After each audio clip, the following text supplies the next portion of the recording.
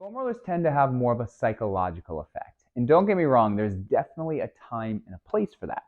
But the ultimate goal that I have for my patients is to create change.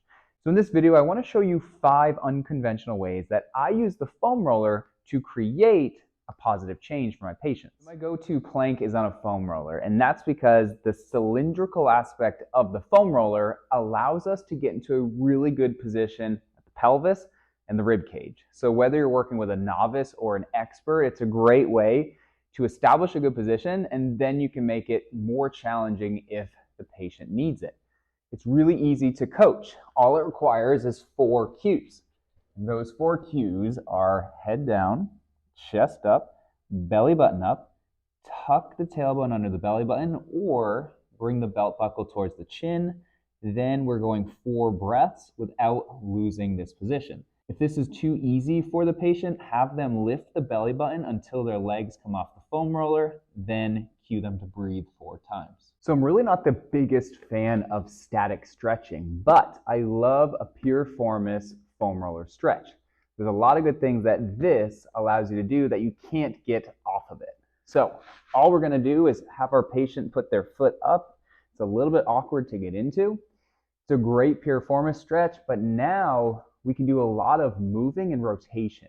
So we're going to have hands on the outside of our legs. I like to cue the patient to bring the back leg as far back as they can tolerate and as far in, and that's going to wind up this right hip. And then from here, we can roll the foam roller forward and back. As you go forward, you get a bigger stretch. And then to really get the bang for your buck, we're working on bringing this pocket forward and the other pocket back. Every time we draw this side back, we're going to start to really stretch the piriformis. So one of the biggest problems in a golfer's lift or a single leg deadlift is the swing leg. Specifically, it stops moving.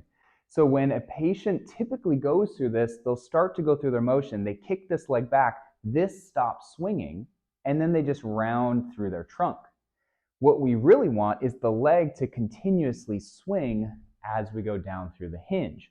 The foam roller is a great reference for that. All we're going to do is put it between our hand and our foot, and we're going to continuously push with a straight knee and hinge down into that. So this right arm is really pushing that leg to really get a nice hinge, and from there we're thinking, can this pocket go forward to capture more of the glute?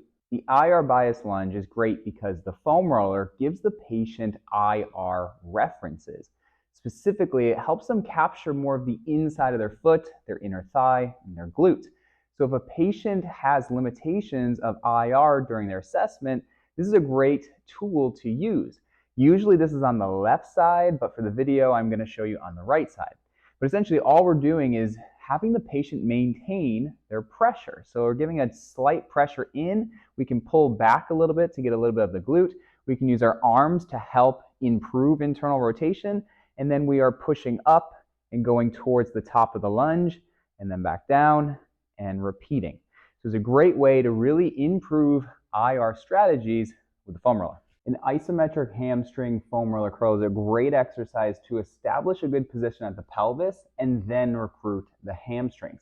This is really good for those that have an anterior pelvic tilt or a wide ISA. We're going to put a ball between the knees just to keep a neutral pelvis, and we're going to go down in a hook lying position. And all we're going to do from here is start with our heels on, because we're going to pull, and we're trying to end at our midfoot. So all we're going to cue our patient to go through is a pelvic tilt, hold on to that pelvic tilt, lift up where they should feel still swooped here, pull back, and then we're going to hold. We can add a little bit of pressure through the inner thigh into the ball, but all we're doing is maintaining this posterior pelvic tuck, getting compression at the posterior lower pelvis through the hamstrings, and then we're breathing. So as you can see, there's a lot more to the foam roller than just rolling tight muscles. It actually can leave a major impact. And if you want to learn more about how to provide a bigger impact to your patients and get a little bit more intentional with your exercise selection and your exercise coaching, then I encourage you to check out our Performance Redefined course. This is our online self-paced course where we dive deep into really understanding the biomechanics and the why behind coaching so you can get better results with your patients. I will leave the link in the description below, and I'll see you guys in the next video.